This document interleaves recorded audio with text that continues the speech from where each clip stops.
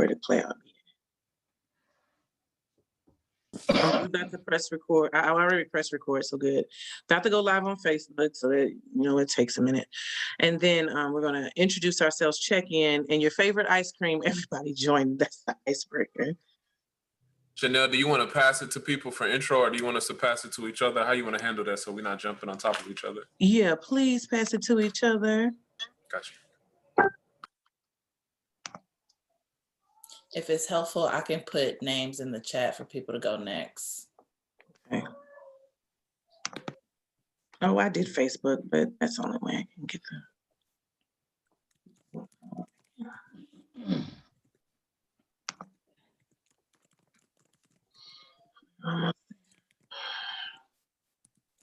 Thank you, Chantrice. Yeah, I think we're live. Oh, no, we're not. I guess I gotta do all this extra stuff.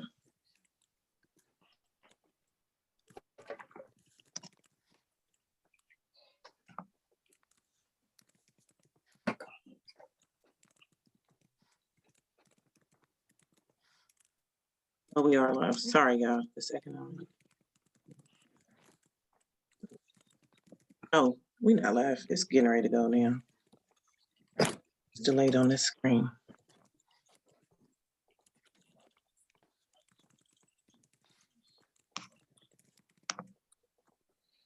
Okay, here we go, y'all.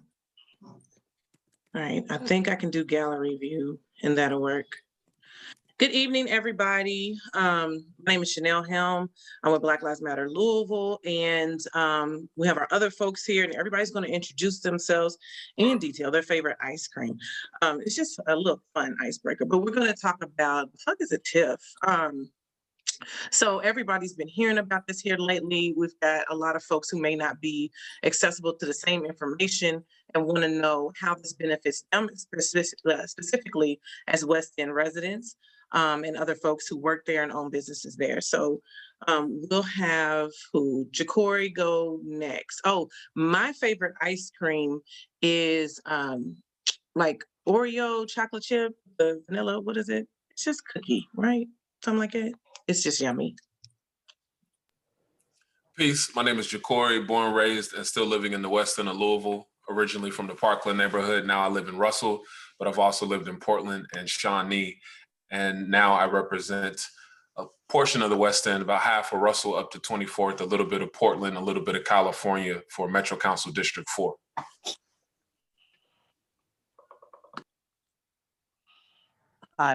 Hello, my name is Jackie Floyd. I am a Russell resident. My favorite ice cream is chocolate. Hey, I'm Morgan McGarvey. I represent part of Louisville in the state Senate, and my favorite ice cream is chocolate chip.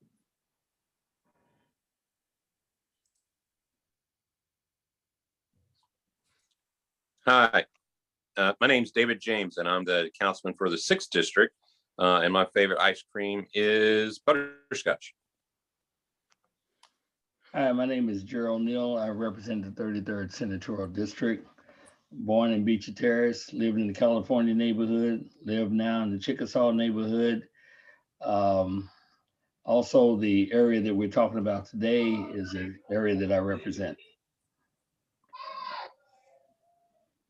Hello, my name is Craig Greenberg. I've been involved in the community with various tax programs such as the New Markets Tax Credit, as well as other tax increment financing programs. And I've been involved with the group that drafted this legislation that we're talking about this evening. And my favorite ice cream is just plain old chocolate.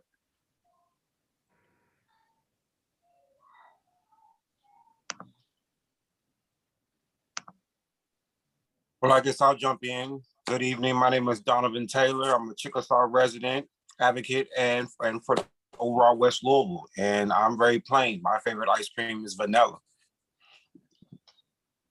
Good evening, everyone. I'm Cassandra Webb. I'm Director of Innovation and Research for Cities United, and I also support Russell Place of Promise. My favorite ice cream is a mixture of cookies and cream and cookie dough. Good evening, everyone. My name is Nikki Lanier. Hopefully you can hear me okay. I'm I'm in the car driving with my daughter. I am the local leader of the Federal Reserve Bank out of St. Louis, and I represent the Louisville area, the Louisville zone. I'm also the board chair for One West. My favorite ice cream is really anything that Ben & Jerry's makes, given their very clear anti-racism stance.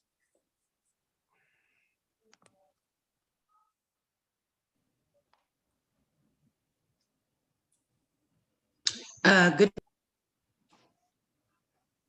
On mute. Yep. My name is Shantae West. I'm a social worker and an adjunct instructor at the Kent School of Social Work at the University of Louisville. And my favorite ice cream is Ben & Jerry's Chunky Monkey.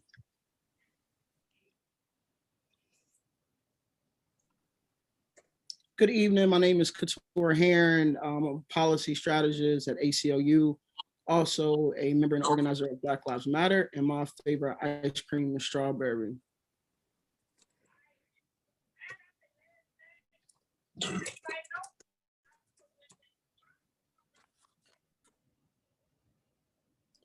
Hey, I'm Josh Poe. I'm with the Root Cause Research Center in Louisville. I'm a geographer and a housing organizer, and I like that pistachio almond ice cream. Hey everyone, Jennifer Hancock, Volunteers of America, and peanut butter and chocolate. Hey everybody, I am Chantrice. I'm doing a whole lot of things. Lord have mercy. I am proud to say I was born in Parkland and have lived in many West End neighborhoods, but I now own a home in Parkland, which I'm very proud of. And my favorite flavor is something I'm developing called the Greg Swirl, which is you get what you think is ice cream, and then it turns out it's not ice cream at all. It's something you didn't ask for. So it's still in development, but I think that's gonna be a lot of people's favorite flavor. I'm really excited to be here. And I'm so happy to learn more about the TIF. And thank you everyone who joined on this call. I appreciate y'all. Oh, Black people. Yes, I love it, right? I thought you were going to say racism. But yes, hello. And I want to thank everybody that joined us tonight too, because they've been going hard for the last few days, talking about these questions. So as soon as it dropped, I got that text from Chantrice. Was like, what the fuck is TIF? I want to know the same. I know there's a lot of folks on here, so I think we can definitely bounce this part of the conversation just off of folks who worked on it. Some of the background of how it was like, aha, let's do a TIF, and then somebody just drop it on us. What is it? Let me start off, if I may. Simply stated, a TIF is a mechanism for funding the initiatives that the community determines valuable, at least in this particular instance for sure. But the way we came together, and it may depend on who you are and what perspective you have as how you came into it. But it started off with some folks in the Senate asking some questions. There may have been others involved that I'm unaware of about what sort of a listening thing. And it was sort of from the leadership in the Senate, along with my friend Morgan McGarvey and Julie Rocky Adams and President Stivers, who's the president of the Senate. So along with that, folks like Craig Greenberg and Nikki Lanier and Yvonne Smith, who were certainly very key in this piece, we finally, over almost 9 months, began this process. I don't think we started off with TIF in mind, at least I didn't. And as we began to ask the question, we was trying to figure out what is the most significant thing that we can do in terms of Louisville's West End. So that raised the question. So we had to answer a lot of questions to ourselves. For instance, where are the boundaries of what we're talking about? What are the central needs of those areas? We settled on housing, home ownership as one, and economic development, which includes, I guess, a range of business opportunities. But one of the major things that, and just cut me off when you want to, but one of the major things that we wanted to focus on, other than putting together the TIF, and I'll let somebody get into the technicalities of that in just a moment. But one of the things we wanted to make sure of was that it was not driven from outside the community, it was driven from the very community that we were talking about. And that's west of 9th Street to the river and north of Algonquin to the river. And so the question of how to do that was a very long and arduous discussion. It wasn't a contentious type of exchange. It was like, how do you do this?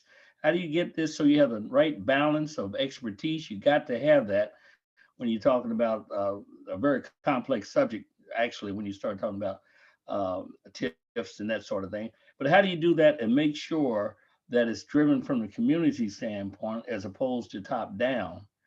And so we got into multiple discussions about how to do that.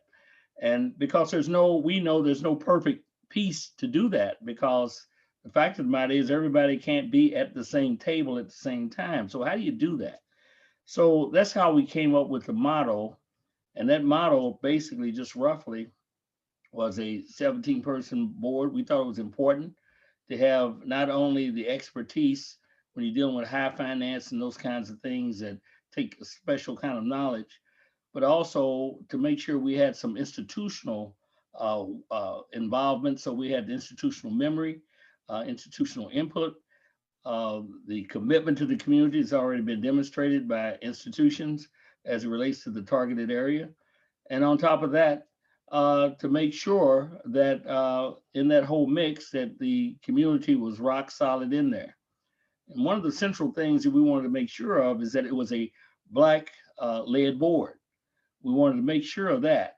And we also wanted to make sure that we had layers of involvement. In other words, it wasn't just a board that was making the decisions. We're not making decisions, for instance, as to how this is going to roll out, but that individuals, as many layers that we think that made sense, we wanted to make sure that we wanted to deal with that. And that's how we came up with also having, in addition to that governing board, an advisory board as well that comes out of the district that we've targeted. And in doing that, that piece does evaluation and recommendation. So it brings in a broader swath of individuals into that process, and to also to focus in on that. So the other thing we were thinking about was that it was going to be important. There's no way to get into something like this. If you're talking about a TIF, you're talking about funding, you're talking about money. How do you get that money? What's the right way to go about doing this? So what was always in our minds as we moved to this is this question of gentrification. You know, the community right now is in an aggressive gentrification process right now, quite frankly. And if you look at the demographics, you're going to find maybe 39% of home ownership in that area, and you can find a lot of rental relationships. You can find the speculators and the developers moving around and so forth. They're there. So the question is, how do you stabilize what you have, and how do you build out from that? And that's when we came up with the idea of having a 30-year freeze on the not the valuation, but the payment based upon valuation as of January 2021. So the idea there is that presumably with development, values are going to rise. There's going to be tax associated with that. So we felt that's an element that pushes people out, displaces people. So we came up with the 30-year freeze, but on top of that, that's of homeowners that live in those homes. And we also, on top of that, said, well, look, we're talking about 30 years here. And a lot of the folks are older in some of these homes as well. So we built in this thing that this also would include their heirs for the period of that 30 years if they were committed to living in those homes as a primary residence as well. Then we had the homeowner, the affordable home ownership components. We knew that development obviously was something that was being sought here. You got over 5,000 properties in the West that are, they got to get that land's going to have to get developed in some way. So the question then was, well, how do we make sure, or how do we build in the capacity of those individuals that come into those situations that they do not displace or create dynamics that overrun that? So our thinking was as many anti-gentrification components that we could build into this, that we need to do that. And I think we've done that reasonably. But I want to emphasize this, and I'm going to toss it over to somebody else. But I want to emphasize this. When you deal with this anti-gentrification things, there are people that are much more expert with this than I am. But there are a lot of strategies that we don't have control over that also are going to have to be generated in order to fight those dynamics, because that is a major part of what we are trying to do, or at least is part of what we are doing here. So we put together this piece where you'd have $20 million private and public resources, and we think that can get done in a fairly short period of time. That would trigger $10 million more now, which would mean that there'd be a minimum of $30 million to begin with. And you can't just think about $30 million in this framework, because as this thing rolls and as others with finance are attracted to this particular piece, then we expect that we're talking about several $100 million over time. So I'm gonna leave it right there, and perhaps a specific discussion about what a TIF is. I'm gonna toss that out there to Morgan or Greg or someone that does that kind of work. I think Morgan would you like to take that, Senator McGarvey, or? Okay, just really briefly, what is a TIF? So to answer the question of the great title for the topic, when we normally pay our taxes, all of us on this call, when we pay state or local property taxes, income taxes, or sales taxes, those taxes go to whichever government is collecting the taxes. And then our elected officials make the decisions about how to spend those taxes. So whether it's Senator Neal and McGarvey and their colleagues with respect to state taxes, or at the city level, Councilman James, Councilman Arthur, and their colleagues, you make the decisions how to spend those taxes. What a TIF does is a TIF draws a particular district, a map, a boundary on a map. It could be as small as one block, or it can be as large as all of the West End, which is the case here. And the TIF channels a portion of all of the taxes, or a portion of all of the taxes collected within that district, back into the district. So in Louisville, most of the TIFs that people have heard about have been to support a particular project, like the arena or the Omni Hotel. This TIF is very different, because what this TIF does is this takes 80% of all new taxes that are generated in West Louisville, and by law requires those funds to be reinvested in West Louisville, not under the control of the city or state government, but under the control of this new West End Opportunity Partnership Board that Senator Neal referenced. So those are the folks that will just be deciding which projects get funded, how they're funded, and the structure for those fundings. But the headline is that 80 cents of every new tax dollar generated in West Louisville will be reinvested in West Louisville in projects that are by law required to manage and support the revitalization of West Louisville, with a focus on projects that are supported by residents and businesses of West Louisville. As Senator Neal mentioned, there are a lot of other safeguard protections in there as well regarding displacement. And the board, I saw that there was a question in there. I'll just answer that one real quickly. And it's very clear that the board has to be a majority African American. So there are specific positions and types of and neighborhood residents, as well as people by virtue of the organization they're involved with. But the board is required to be majority African American. Craig, do you mind linking to or highlighting the piece that says that? Because one of the questions is like, where specifically does it note that that percentage is the case? And then if other folks don't have questions, I want to first thank Senator Neal and Craig for explaining that. A couple questions, and then I'll go to the Facebook questions. I think, Josh, did you just put your hand up too? Yeah, I have a question. Craig, didn't you launch an urban revitalization? Oh, wait, hold on real quick, Josh. Hold on real quick. Because I'm gonna go to Senator Neal. And if y'all could just stack in the chat, just put that you have a question next so that we don't skip over you. Because I don't want to skip anybody's questions, and we have Facebook. Senator Neal, you said that it was 39% home ownership approximately in the West End. Is there, and it sounds like you said that these have to be owner occupied, correct? Correct. How many of that 39%, how many are owner occupied? Because I know we have a lot of slumlords who are evicting illegally. So how many of that 39%, and it's okay if you don't know right now off the cuff. Well, no, I'll answer that as far as I know and what has been told to me and brought to me, and then we're looking at that, is that we're talking about all of that 39%. What we're talking about is the balance of that that's out there is rental property. And you're talking about absentee landlords and that sort of thing. So that's been a constant deterioration over time. And what we're trying to do in that particular piece is stabilize that. There's no way to retard there's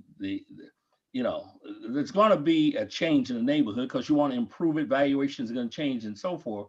So how do you stabilize that and people who are already there get the benefit of those change or upgrades or whatever?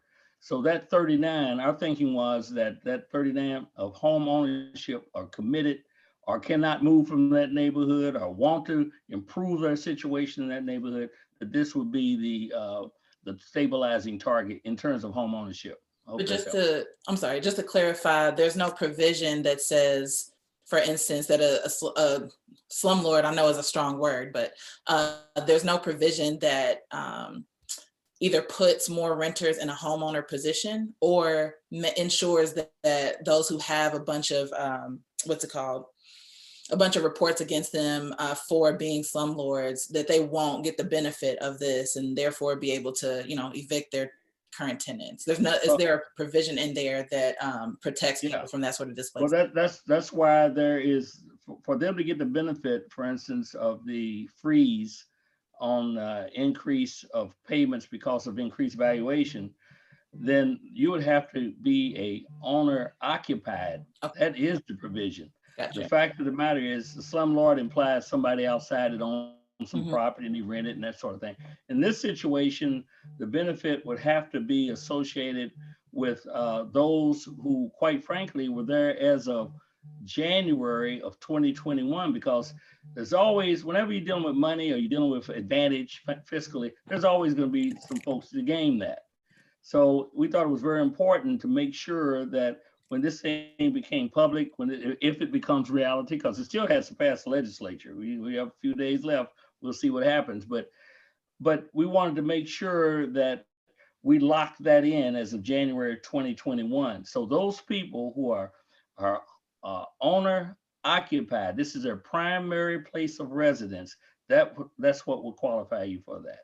And I just want to contextualize what he just said in terms of numbers in the neighborhoods. Home ownership, Chickasaw is 57%, Shawnee 52%, Parkland 42%, Park Duval 42%, Portland 37%, California 31%, Park Hill and Algonquin 29%, Russell 20%, but we know that's dropped over the course of the past few years. So we're looking at 61% of the people in the West End who don't have protections against displacement. I wanted to make sure we let that be known, and that's crystal clear. There are 61%, so majority of the West End will not be protected by that gentrification measures. I just wanted to give those numbers for context. Well, put it into context. Those that you're talking about, are those owner occupied, or are those properties that someone outside the community owns and they're renting them? What are you referring to here?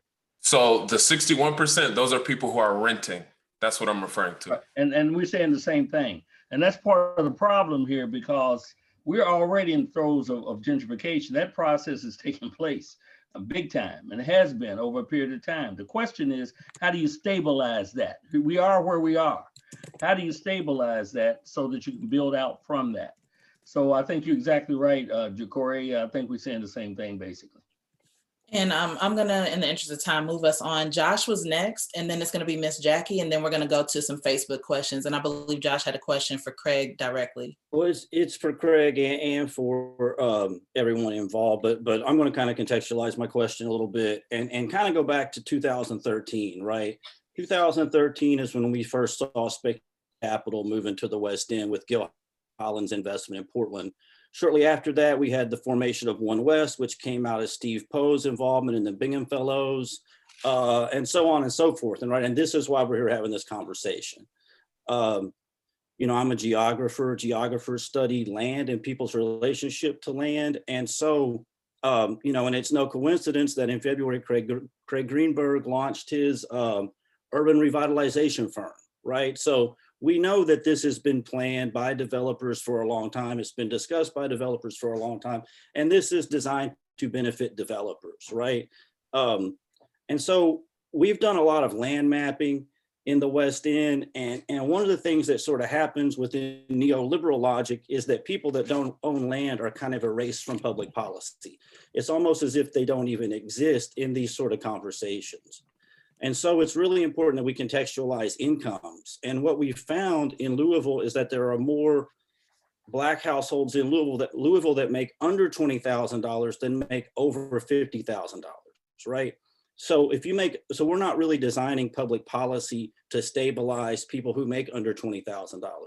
We know from studies that a $100 increase in median rent within urban areas is associated with a 10 to 15% increase in homelessness, right?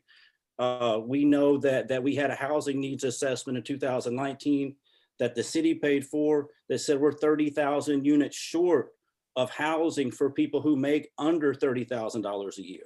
We have an affordable housing trust fund that's not building any units for people that make under $30,000 a year. So what I'm seeing is a continuation of public policy that's really erasing and banishing people from these spaces. And so my question is, in this TIF, right, that is really designed to benefit developers, what happens to rent? Because I think we're looking at a situation that's going to be far more devastating than urban renewal, far more devastating than redlining, and that's going to exacerbate Black houselessness in Louisville to a point that we really haven't seen before. So what happens to rent? What happens to the subsidized units in Russell when those Section 8 landlords realize that they can convert those homes to market rate housing and we have mass evictions? What happens to rent and where are people going to go? Well, I'm happy to take, that was a lot there. I'm happy to take a stab at answering some of the points that were raised, and others should please chime in as well. First, this is not, TIFs historically in Louisville, as I mentioned in my opening comments, have been designed to help support one particular project.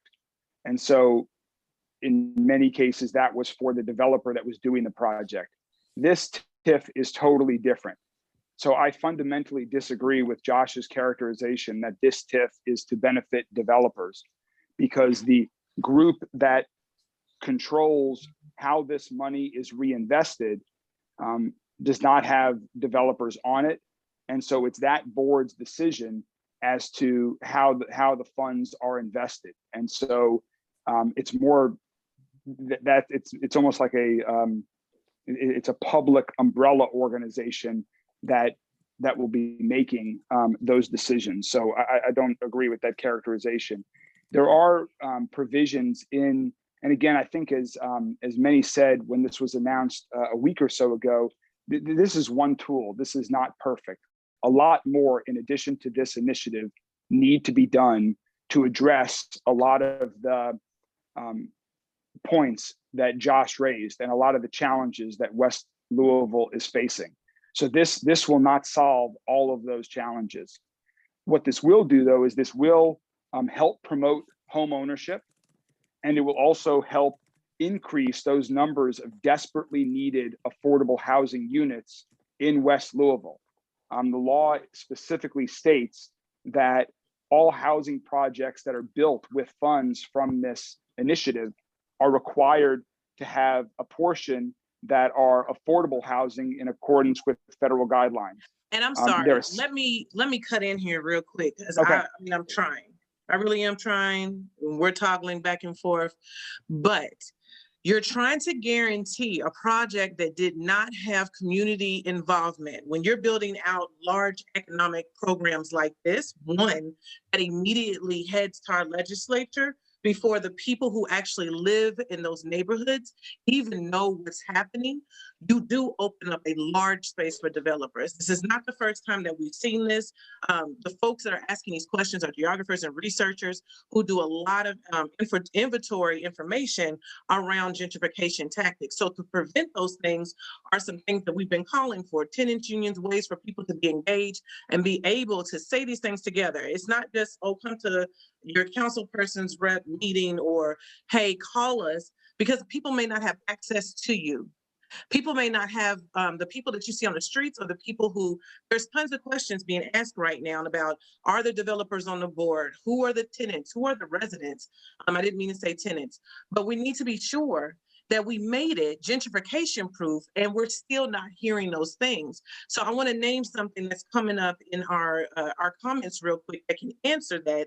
And I think people are asking certain questions. So it isn't a generalization about what Josh is talking about. We're actually talking about justice. The TIF would have started 2 months ago, but was just announced. So it's kind of weird of the narrative that we're hearing and not having large community input. Now you have to backtrack and gather all that community input, because you based on some very rough numbers. You had mass population in the street this entire year over several months, and people are just now trying to grasp some numbers that you could probably get way more input for. You understand what I'm saying? If you're only looking at the numbers that have been collected through a city-funded survey, you're not going to get that many people as you saw on the streets. So I also want to say, where Jessica is leading with this question, where's the community engagement? Community means that people with the most skin in the game, the ones who have the most to lose, i.e. displacement, disposition, and other violences, they are the ones at the front lines of the pain points being addressed. No one fitting that description even knew this legislation existed before the recent press conference. No one. TIFs also take control of precious property tax dollars that go to staple underfunded institutions like schools. Furthermore, they aim to increase property values, which negatively impact low and fixed income residents, both homeowners due to property tax increases and renters due to expected increases in rent, which for every 100 median increase in rent is correlated with a 15% increase in homelessness. And the reason I'm lifting this up, and it sits with me, I am a West End. I don't want to keep calling it West Louisville. West Louisville is some city way out in Kentucky. I'm a West End resident that was displaced. We lost our grocery store, and we had to figure out other means to make it through wherever we were, moved to Shively along with other family members as well. So we're naming what is coming up from people, and we take these surveys to our folks. We ask them very detailed questions, and lots of them are not naming some of the things that you all have presented in this TIF. So it's not a generalization. There are actual voices behind naming what happens, and there is actual evidence that when these things take place, what it looks like. It turns it into a large opportunity zone. So I want to stay away from like saying that something may not be, when there's actual statistical evidence of it actually taking place and historical evidence that it actually happens.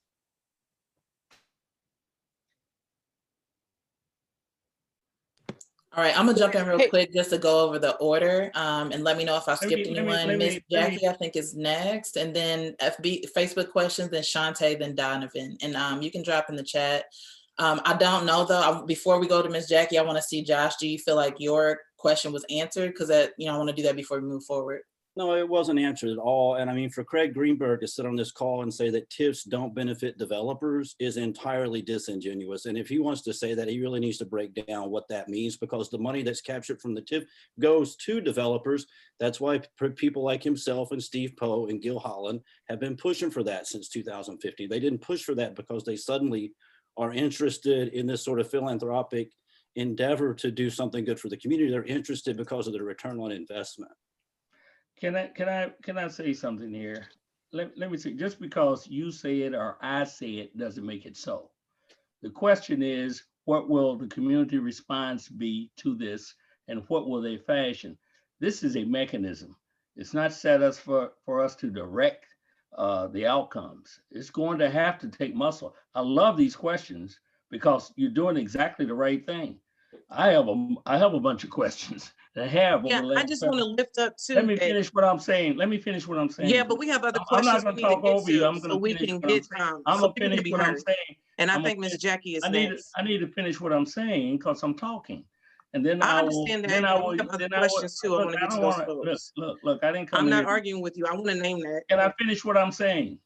I thought you were finished. I'm No, naming I that Miss wasn't. I was Jackie is talking next. and you stopped me right in the middle of it. Now, come on, Chanel. Let me I finish. am coming on. So First my of all, point Gerald, is, I am coming on. Miss Jackie is next, and that's what Chantrice just named so that she can get her question out of the way. so the nature of this exchange is going to be while I'm talking, you just cut me off and I don't finish what I'm saying. No, I'm not being rude either, and I That's don't not going want to this help to us. be I came rude. on here to Don't do answer that. questions.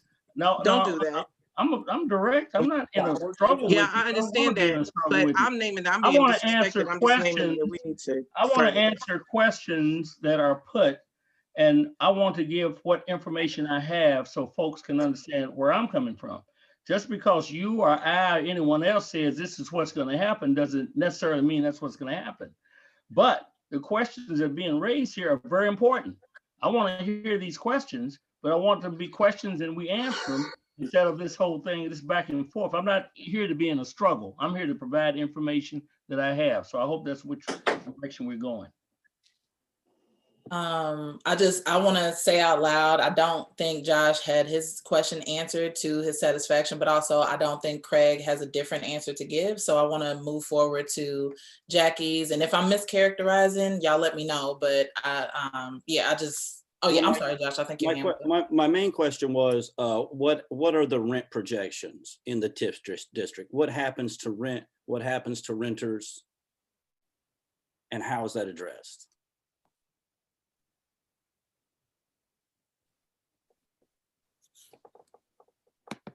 Now I'll take a stab to partially answer that, and others can chime in.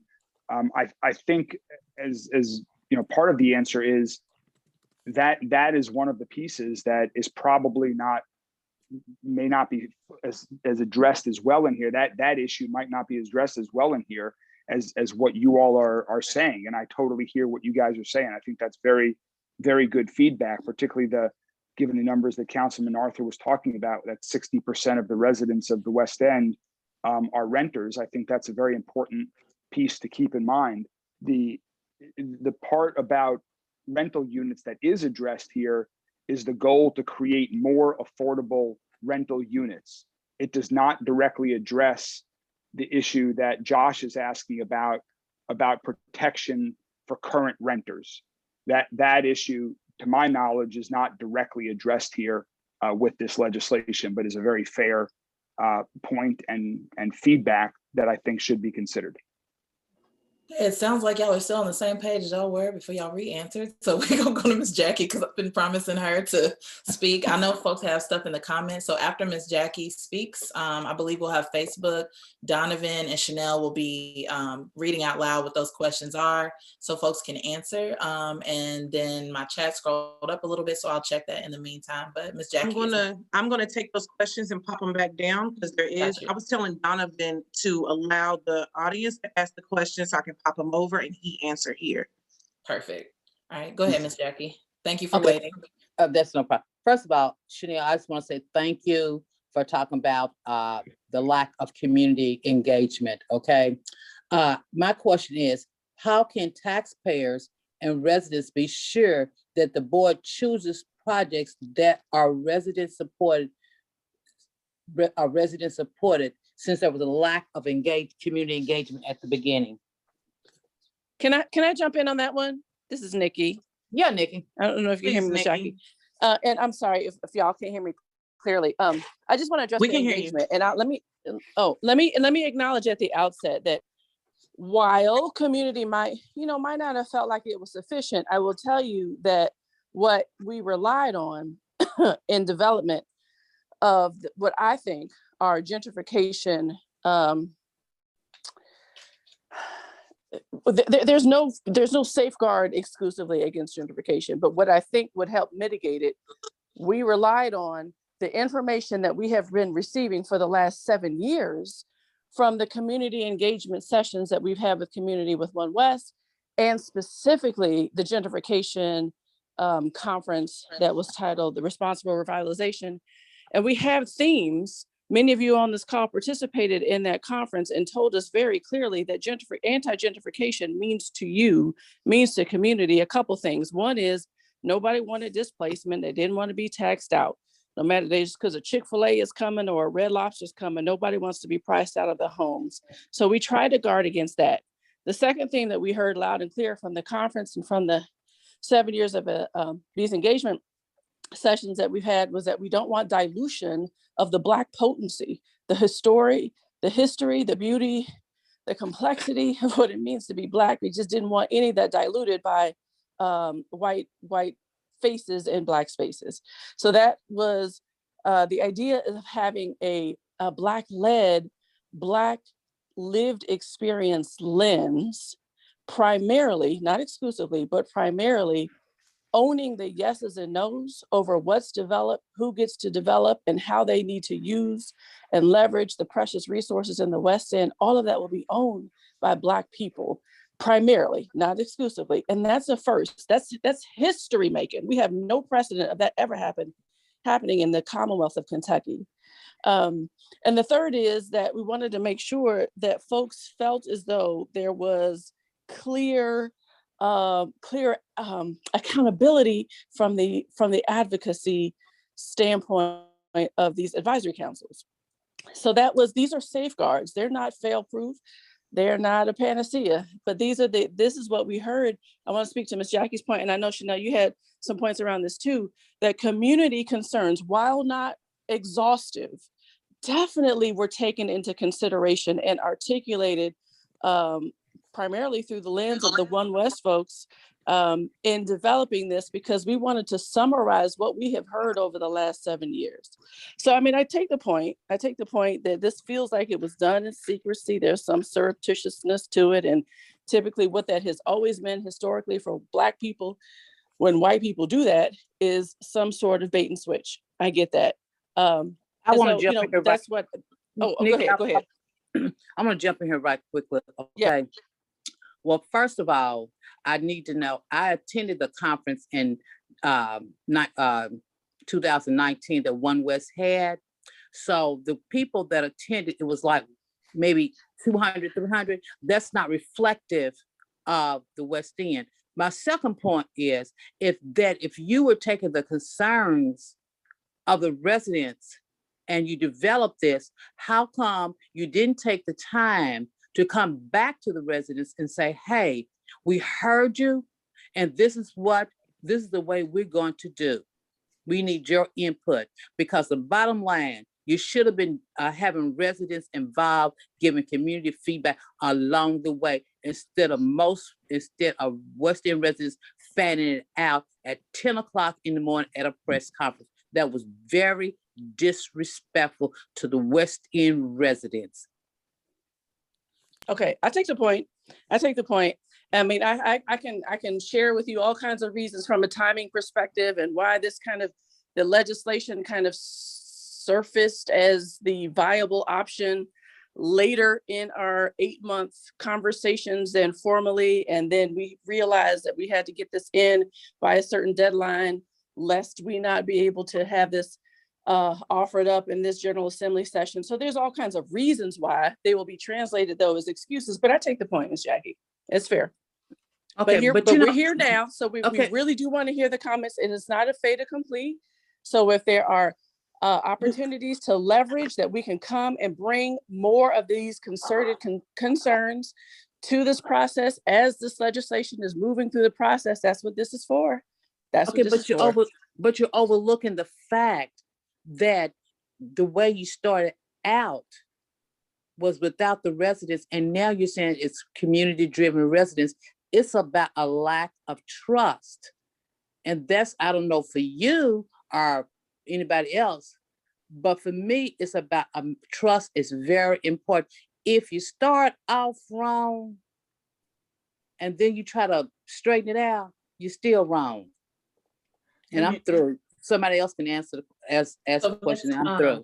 And it sounds like, Miss Jackie, I love that you brought that up. Ja'Cory has been putting in the chat about renters. We still have, there's 2 questions that are still unanswered, and it's not necessarily directed to one person. One, Ja'Cory has said a lot in the chat and just in general about the 60%, like you can't speak to the West End so-called if you're excluding 60% of the residents, which are our renters. And then the other piece was from Cassandra, who will confirm, this was asked earlier, who will confirm the members on this board? What has been their communication strategy before the announcement this week? So I know Nikki spoke to, this is not just a process that started even this year, but started probably 8 months ago, 9 months ago. So in the middle of the uprisings and things like that. So is there someone on this call today who can confirm who the members are, how they were chosen? Even if you don't tell us every single member right now off the top of your head, I think people really want to understand who are the members, how were they chosen between both the board and I think there's also an advisory board. So it's a little unclear like how many different points of decision making there are. So if there's someone on the call, whether Craig or Senator Neal or Senator McGarvey, who can confirm how many board members and who they are. Not all at once. I'll take that one. There's 17 members on the board and none of them have been chosen yet. So it's a board without actual members on it, but the members, some of the members are outlined in statute about where they come from for the board. And then the other members are chosen by the board because one of the things about the board is it's self-perpetuating. So I'm gonna find the spot in here just to make sure I don't miss any. But we have a representative from the NAACP of Louisville, One West in Louisville, the Louisville Urban League, Federal Reserve Bank, Volunteers of America, University of Louisville, Simmons College, 1 member appointed by the governor, 1 member appointed by the mayor, 1 member appointed by the Metro Council, 1 member of a locally based community foundation with assets over $100 million, 1 member from a bank with a presence in the area with local assets greater than $1 billion, and then 5 members from the community to be chosen by the board.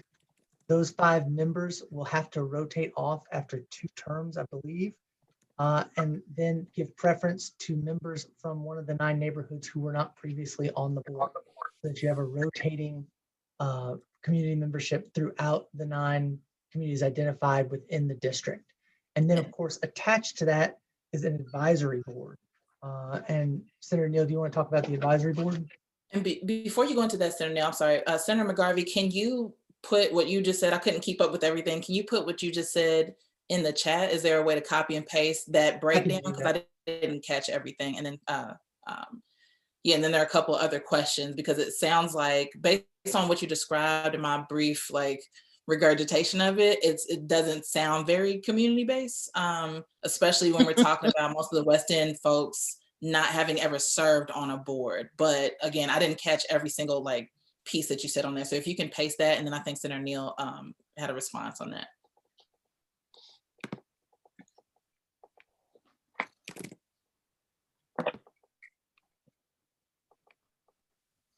Well, are you directing it to me or to Morgan? I forget. Oh, I thought you had your hand up, Senator Neal. No, I didn't have my hand up, but I'd be glad to respond to a specific question. Go ahead and give me a specific question. Well, no, actually, Senator McGarvey. And maybe you didn't get it, but I sent yesterday, I think it was yesterday, the legislation itself and information that reflected that. Perhaps you didn't get that. I sent it out to the people that sent me information to make sure that they had the information. I also sent a discussion that we had on one of the Facebook shows that I have every Friday. Saturday.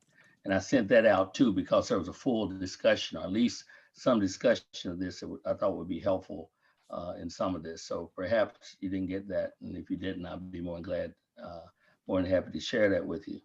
I think what Morgan was doing was talking about the other board. I think that's where he left it. And he's talking about the advisory board, which also does evaluations and et cetera, et cetera. The reality is that, and I'm hearing this, I guess in the heat of what we're doing. There was a very technical process that I was involved in and actually was learning from, because I'm not an expert in TIFs. But at the same time, my major concern was basically what I'm hearing you say here. And that is, how does the community drive this? And that's the thing that troubled me. And that's how this other layer of participation from the 9 neighborhoods would have to be on the advisory board, which does evaluations and recommendations. It's not perfect, but it was what I felt was something that would add into community involvement with respect to that. So that's what the attempt was. That's what the intent was. The question is now, and I was thinking as these questions being raised, which I am a strong advocate, raise the questions. I still got questions rolling around in my head, believe me. But the fact of the matter is that we are where we are. And that raises a question all by itself. And that question is, we don't know whether the legislation that we put on the table is going to pass. The same one that you were raising questions about, that I raised questions about. We don't know if it's going to pass or not.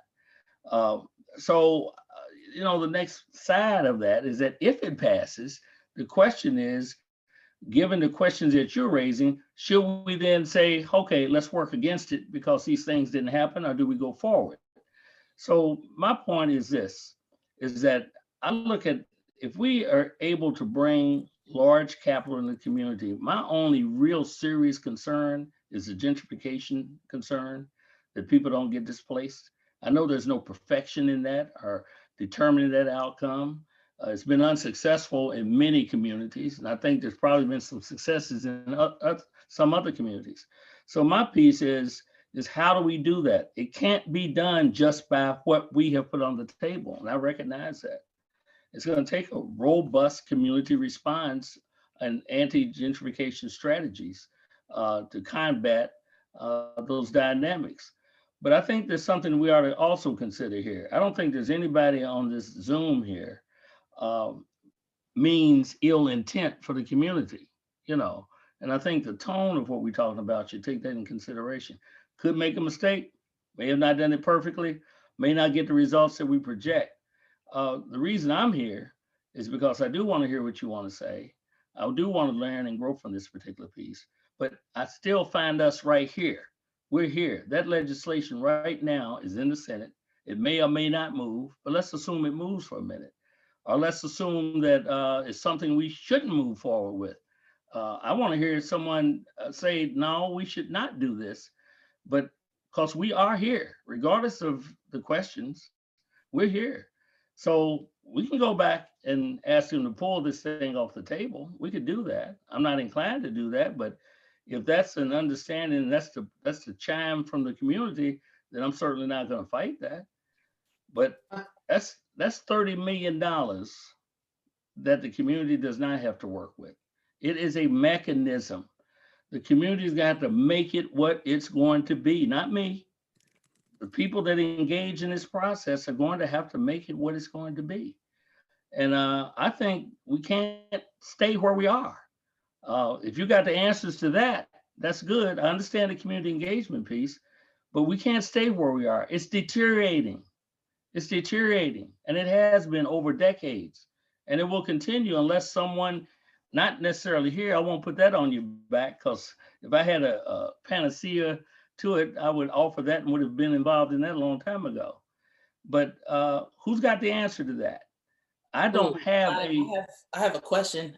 So real quick, Ja'Cory read my mind. I think it sounds kind of like it's all or nothing, but I think people just want to know what it is. Like between yesterday morning and tonight, I've learned more about TIFs than I have in my entire life. Never even heard of one. And I think that that's where a lot of people are coming from. I know my neighbors who I've talked to about that feel the same way, that not that it's bad or good, that they're just like, what is it? What's going on? And I think the line of the questioning here, I'm here to answer to the best of my ability, and I think the others are here to do the same thing. So ask the question, we'll try to answer them to the best of our ability. Mm-hmm. The only point I'm making is I don't think there's anybody on this Zoom that's not well intended. It may be that what we put together will not get the results that we even think it could get. It may be that what anyone is saying here is not something that will happen. negatively. I don't know that. The future's out there. We got to make it what it's going to be. So I'm ready to answer any question I'm capable of answering. It sounds like too, there are multiple boards. So I just want to clarify, Senator McGarvey is putting those 17 board members in the chat, like what the specifications are, but it sounds like there's more than one. Can someone clarify? Thank you, Senator McGarvey. The board that has the 17 members that Senator McGarvey put in, which board is that? And is there another one? And can we also understand, because we've been on here for an hour and I'm still confused about how many boards there are or how, many decision makers there are in this. And I think that may clear up some things, might make it more confusing. Also, Chantrice, since we are into an hour, which is what I wanted to say, can you just do a real quick synopsis of what we're talking about, where we're at, what has been answered, some of the same questions are coming up, and how we'll get those answers out to people? Yeah, absolutely. So for those of you just tuning in, we're talking about TIFs. What the fuck is a TIF? My son's in the other room, don't worry, he don't watch Facebook. So what we have is sort of an overview. Senator Neal started off talking about the 39% home ownership in the West End. And one of our newest council folks, Councilman Arthur, talked about the fact that 60% of our West End residents are actually renters. And this TIF so far doesn't really have a provision for them specifically. It's more for owner-occupied homes, owner-occupied homes. And Craig clarified what a TIF is. When we pay taxes, essentially the money goes to the government and they decide what to do with it. But with this TIF specifically, it draws a map around the West End and it channels or earmarks those tax dollars to a specific purpose. So 80 cents from every dollar is supposed to be reinvested in the West End. Josh brought up the fact that this could be more beneficial for developers than for residents. There's been some back and forth about what is a resident. Is it just the owner occupied places? Is it our folks who are houseless? Is it renters? So we've been going back a little bit about that. And then Craig also said that the board must be majority African American. Josh also pointed out some of the pieces of gentrification starting in 2013 with Gil Holland. And that there are more Black households in Louisville that make under $20,000 than there are Black households in Louisville that make over $50,000. We know that in California, in the Russell neighborhood, for instance, the median income kind of toggles between $19,000 and $22,000. And there's a big push for understanding why the community was not involved on the front end. Both Chanel and Miss Jackie have commented that the community has not been as involved on the front end as we could have been. And Nikki mentioned, I think, correct me, from 8 or 9 years sort of in the making of these, 7 years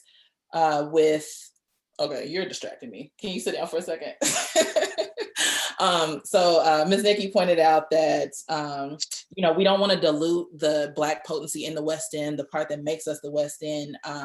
And there has been about 7 years going back of research and involving the community. And Ms. Jackie brought up that community engagement didn't necessarily include people who are low income, people who don't own their home.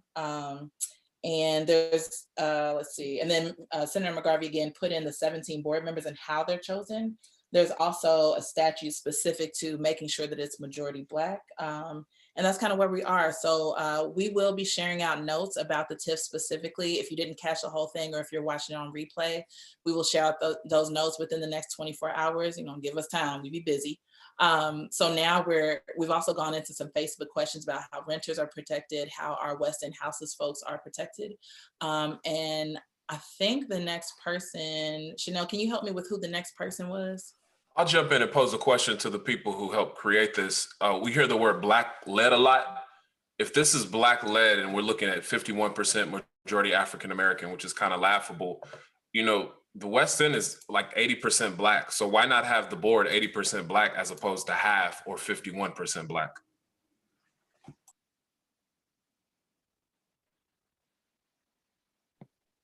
I think that's going to be a question for anyone who has decision-making power on the board. If one of y'all want to jump in.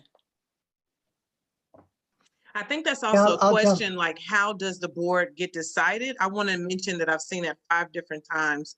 And we keep talking about the makeup of the board, and people are showing us the makeup of the board, and we have the assets of the organizations that are making up the board, but we don't have a clear understanding about who has the power to pick that board. Just like we name these things in school, we name these things with job placement, especially around affirmative action, right? Like, there's power in who gets to pick whoever gets to do whatever job. I think that's something that we need to note too when we're talking about the less community power that we have. I just want to notate that there's a lot of work to do, and I feel like this legislation might move fast. Go ahead, Maura. So I just want to jump in there really quickly and address a couple of things. One, I just wanted to clarify one thing said about TIF dollars. So when you said the TIF started 2 months ago, the TIF did not start 2 months ago. What you're doing with a TIF is you're saying that for the year 2021, you're going to use that as your base tax level.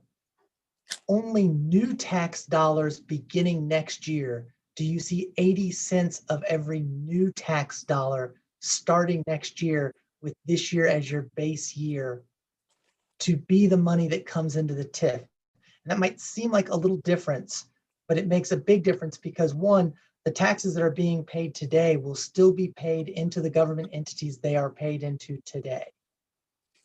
Nobody's taxes go up with this. It's just if people spend more money on sales tax next year than they did this year, 80 cents of every additional dollar comes into this TIF. If there's a new plant that's built, if Brown-Forman hires 50 new people, if there's new jobs created, those withholding taxes go into the TIF.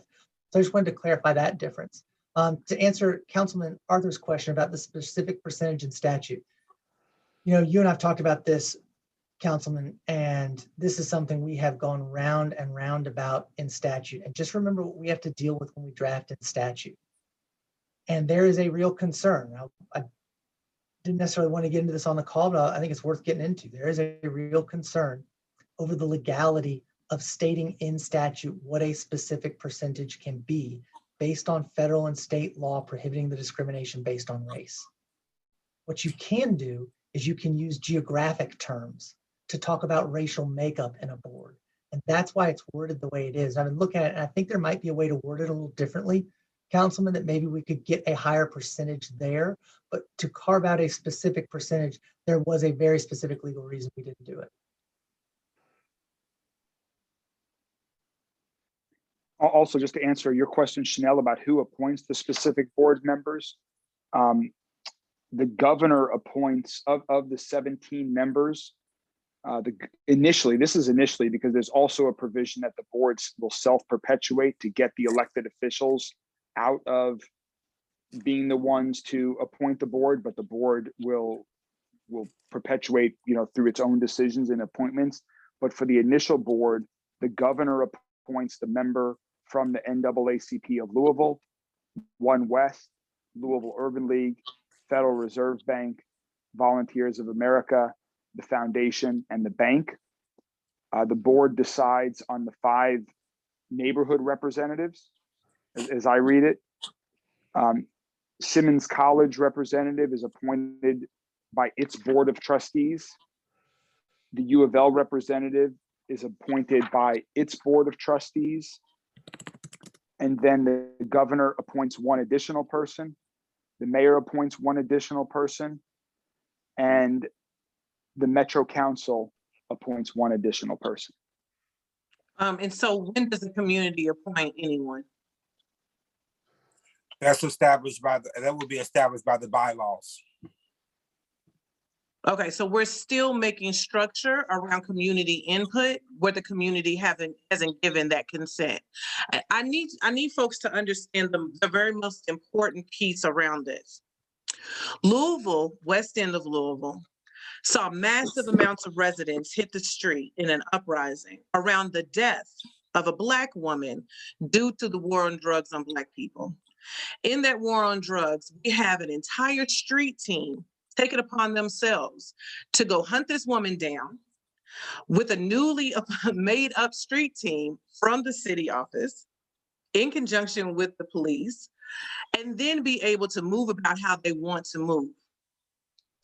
Now, while this may not sound like it has anything to do with each other, there's no checks and balances when people in offices and other authorities sit somewhere other than the people who are affected by those changes happen. Anyone in West End of Louisville, particularly in Russell, where this location of the house that involves Breonna Taylor's murder takes place, she gets murdered in her apartment, but there's a house that surrounds this whole situation, the trap house. Let's be clear about what we're talking about and let's be real. In this situation, we're talking about Russell. Russell has been deemed as this new area that can help expand downtown Louisville. That's exactly what is happening in Russell. Massive amounts of people are lost. I don't even want to call them displaced. They are racially, what's the word, banished. That means you either die or you go to jail, and that is a term, and that's what that means.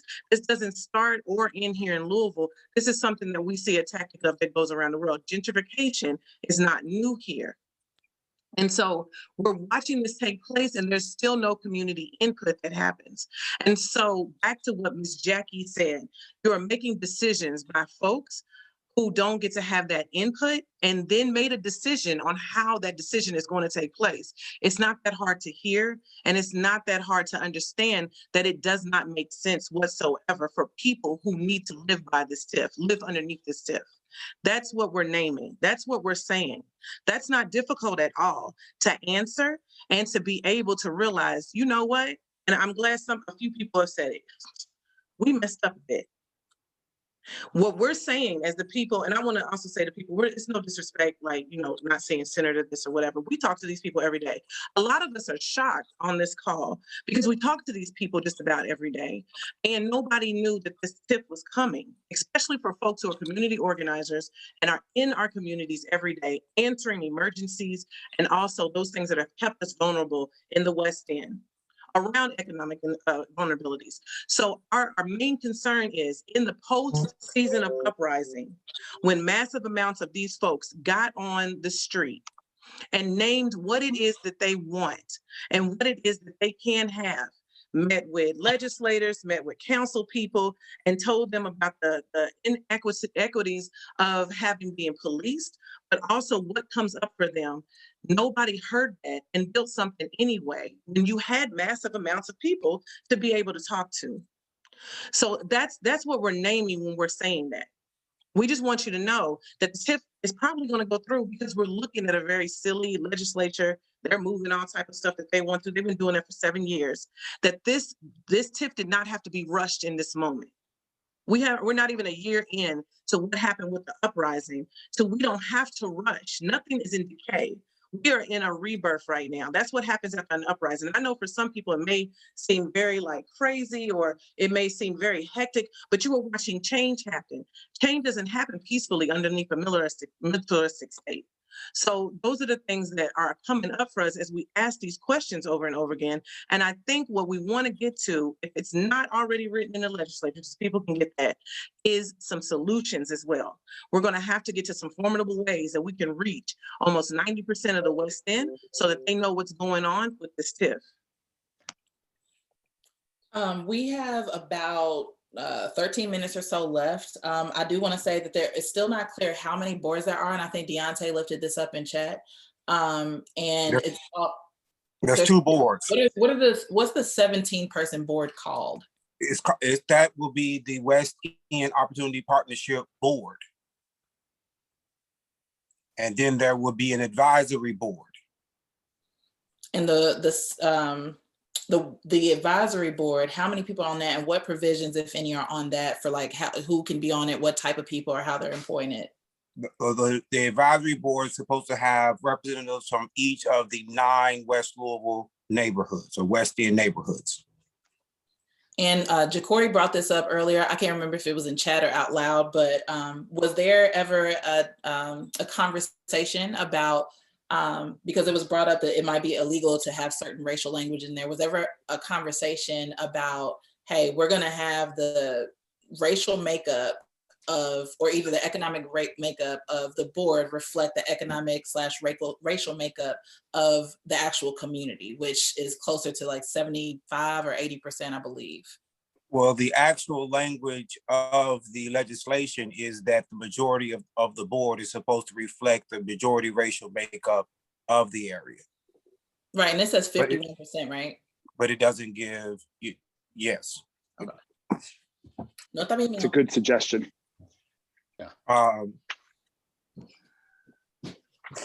All right, and then I think we have about 12 minutes. I know I keep saying time. I want to respect everybody. As you see, my family is about done with this.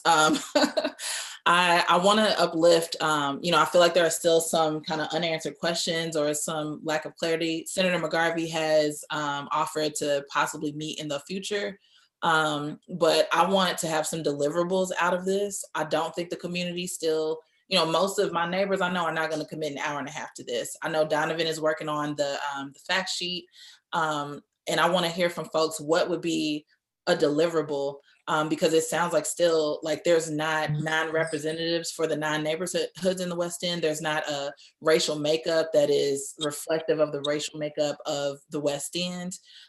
So I'd love to hear some potential deliverables, like concrete things, because as of right now, we know a little bit more about TIFs at the end of this, but it doesn't sound like the community is going to have a whole lot of input. So I would love to hear a response about that, because Wait a it minute, seems Chantrice. Can I We speak to that? didn't, yeah, hold on one second. We didn't have, we haven't gotten Shantae yet. And then I think because people are notating that there's some things that have to change, the conversation in this chat and on the Facebook page, if we could get those written up, and then maybe we can present this again. I don't want to say that this isn't accessible to people, because we're in pandemic times right now.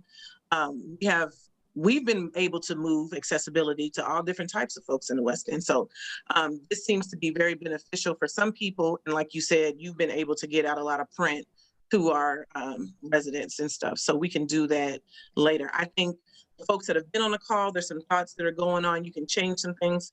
Somebody's naming, make it an amendment every time somebody says something. So maybe those are some things that you can do. I'm hearing this about like, why aren't the 9 neighborhoods thing as well? But Shantae really was diving in. I just made up a whole new name. Really diving in on the boundary conversation that continues to keep coming up, and why those boundaries, along with some other things too. So if we can go to Shantae. Yeah, I have a couple of specific points to the bill for the legislators. So I think what Josh was really speaking to, the danger of the developers, is that the danger of the hand-picked projects by the board, so that funding is going to be diverted to developers for these special projects that they have. So that's going to make this more susceptible to abuse, and it's going to be monitored by a group that we're mentioning that is made up of a lot of grass top organizations. And so who is really watching the process when we're talking about what the board makeup looks like? We're talking about other areas that have done things like this. If you want to look to Chicago and look at how this has been used by people to lavish money on developers and create special projects where, they get revenue that's not going back into the community. So what are we talking about when that money leaves? What kind of protections are there? I think that most people are saying we're not necessarily against the TIF, but there's a lot of problems that make this ripe for gentrification. And Senator Neal and McGarvey, I think we probably only have officially maybe 7 days left in the session. And so that doesn't leave a lot of time for community input about the changes that need to be made. And, you're talking about the $30 million. So $20 million of that revenue has to be produced before we could even start, giving any money to this board or these 2 boards that you all are talking about.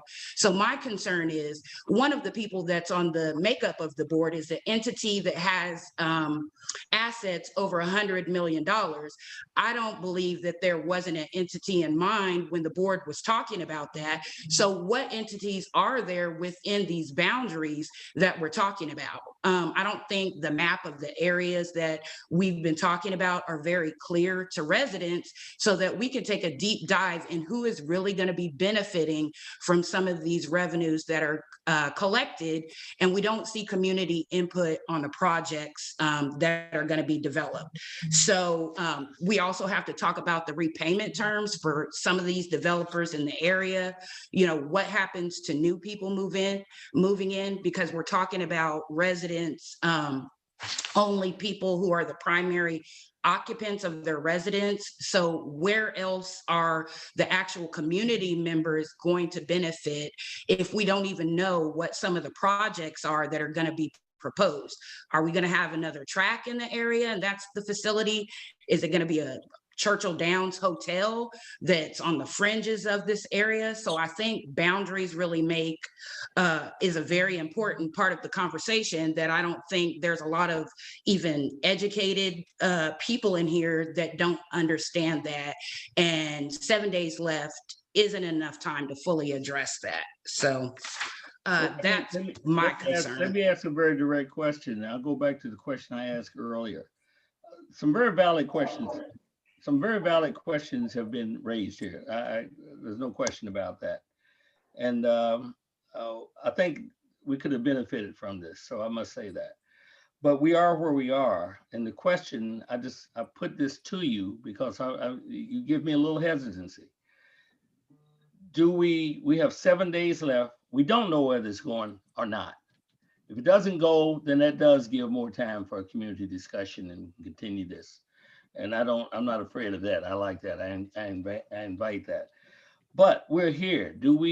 If it does move, do we forego the opportunity to put the mechanism together or not is going to be the decision piece that I'm going to have to consider, and other legislators such as Senator McGarvey. And that's a weighty decision. And I invite your input on the answer to that. And I'm not suggesting to you say something right now. If you want to, you may. But I would like to get that input at some point. We're going back in tomorrow. We go in Friday. Then we go back Thursday of next week and Friday of next week. Something's is going to happen or not happen very quickly. So we're going to have to make some decisions on that. So let me say this, because this may be my last comment. I know the time's running out. But I guarantee you got my head, you got the wheels rolling in my head. And I'm going to dig a little deeper with respect to this, regardless, whether it's passed or whether it's not. I think at the end of the day, we got to find a solution. We got to get resources in our community. And you asked a very crucial question. Sometimes you can intend something to be positive, but you get another result because you got these major forces operating. So your points are well taken. I invite them, and I appreciate the opportunity to hear them and to express myself. And I'm sure the rest of them the same. We can continue this discussion no matter what, is what I'm saying. If I may speak to Senator Neal and just in general regarding TIFs, that first, we have to understand that new development and increased gentrification is coming to the West End no matter what. It's been coming and it's going to continue to come. For a long time now, the TIFs are nothing new. There's something that I have been discussing in my neighborhood advocacy in West End for a long time, even to our Senator Neal, to explore controls and tools that are available to try to protect our community from bad developments and gentrification. And TIFs can be a tool in that process. I think that through processes like this, we can best design the TIF to best be responsive to the West End community. We have to be clear and understand that TIFs are designed primarily for developers and property owners. However, TIFs can be designed to provide some assistance for our renters, just like in Portland, Oregon, where there's an account set aside that 30% of the TIF funding be for affordable housing in the area. So we can begin to benchmark TIFs in other areas. When we're talking about how does it benefit current residents, we can say, there's an account supposed to be for homeowners to do home repairs. We can set an account for existing businesses to be invested in businesses already existing in West End. And so what we can do now, I think what our position now is is, can the TIF be a useful tool to protect the West End and in positive development and gentrification? Yes, it can. Okay. Next, can we do more as a community to advocate that this particular legislation best reflect our needs? This is our opportunity now to press for that. Donovan, I want to say something.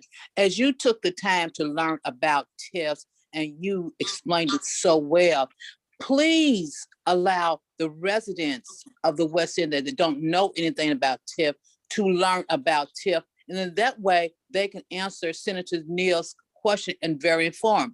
Absolutely, Right I agree with you. wait a minute, You were at the right press now, conference. I don't know. Hold on, Donovan, I don't let know Miss anything Jackie about speak TIFs. first, please. I don't know anything about TIFs in order, and so that would be stupid of me to try to decide who I want to pull or to go forward because I'm not making an informed decision. Okay, so what I'm asking is that please allow people to get educated about the TIFs so they can they can decide whether they need to support it or go against it or whatever. But the bottom line is Senator Neal, Morgan McGarvey, Nikki, Yvonne, you have to respect us and let us learn and let us get to the point where you're at with the TIFs. Y'all have sprung this on us, so you should step back and let us learn about TIFs. I think you were present at the press conference, right? And I think one of the first things that I came to you to say is that we need to have information sessions in the community so the community can have a better understanding of TIFs. I think that's paramount. We're working on hosting another session on Friday at King Solomon on TIFs. And then you are also with the Russell Group are hosting one on Monday. So I think it's paramount to get this information out as much as possible, just kind of very clear and factual information about the TIFs and what this particular West End partnership is supposed to be and how we as a community can come together and best push it forward or not for our benefit. Yes, you're right. Russell Place of Promise, we'll be having a TIF 101 and it will not be, it would just be the residents. Okay, nobody else. And this guy, he's coming in and he's going to teach us about TIFs. Yes. So awesome. I will send information to you, Chanel. Okay. So yeah, I you got can you. get And it I'll out. share it. Okay, cool. I want to lift up that we're ending on what the outreach looks like. I just want to name that. Chantrice will go back through what we have. So when we're talking about how the community didn't have input, you do that beforehand. You make sure that people are knowledgeable about what they have. I can't do community work and just spring somebody on them and just let them know that, hey, you don't have a grocery store. You know what you need to eat? You need to eat organic foods. No, we go door to door or we venture to different places where people are. We even hear people. I wish there was this and I wish there was that. And you engage with the community. You don't provide for the community and then tell the community what they need to do and how they need to do it. That's not how we build relationships. And that's not how we close the vulnerability with our folks in a marginalized community. We're talking about marginalization. We're not talking about wanting to build that little golf club thing that everybody in St. Matthews was upset about. We're actually talking about people who are struggling to maintain a living, whether they own a home, whether they're getting massively evicted out of the West End, whether they're getting displaced, whether the food stores around them have rotten food, whether they have food or not. Sometimes you go in and there's no food. I'm sorry, that just hit me again. We're talking about those folks who are actually very much not understanding how Fortune 500 companies can sit around the corner from them and never, ever be able to give them a smile or anything else when they are needed most, right? That's what we're talking about. So it isn't, oh, that's what we're going to do now that you have done that. I want to propose, if it doesn't pass, then we all need to come to the table, all of us, and figure out what the outreach plan is so that we can get almost 60,000 people to understand that somebody wants to help you economically make a better life for yourself and your family. They deserve that. So here's my, they really so do here's deserve my pledge. Ooh, Here's my pledge. Go ahead. Here's my pledge. And my pledge is, yes, I invite what you just said. If it does not pass, then we will do exactly what you're saying, and we will sit down and we will go through every process that you think is reasonable and useful to the community. I agree with that. If it does pass, the same thing stands. I think that we have a responsibility to reach out to the issues that you're raising. They have to be addressed. Some of them that we do not have a ready answer for, we better get an answer for. At least we need to seek these answers. And I think we ought to do it together. And I think we ought to do it transparently. I like the word you use on the transparency piece. So that's where I am on it. So I'm all in on it. Let's work toward it. I think we all want to do right by the community, sometimes imperfectly, but we're going to try the best we can. So I'm there for that. And I pledge myself to that. All right, so I am gonna wrap us up here. I just want to say that Feed the West, if y'all ever want to reach a bunch of residents, we do give out free food every single day, over 50,000 since June. So if you were to donate money, or if you were to help defund police, say 100 million or so, we could feed all those residents and pass out pamphlets with this very information. And I have to uplift as a last thing, if this passes without amendments, you just sold the West End to the highest bidder. That's a quote, that's not me saying that, I don't disagree. That's from Representative Arthur. Oh, Representative, look at that. I done gave you a promotion. Future. Come on, Future. Councilman Arthur.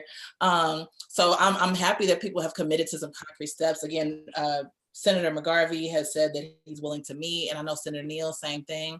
I hope we continue like a real conversation, but legit, I know I'm a lobbyist too. I know there's only a few days left in the session, but tomorrow, for instance, at Black Market, if you come at 3 o'clock, we're passing out 100 bags of food in the West End, and you can talk directly to people. I know it's Corona, but we can do this safely.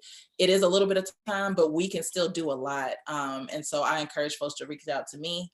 Thank you all for being on this. Thank you for everyone who tuned in.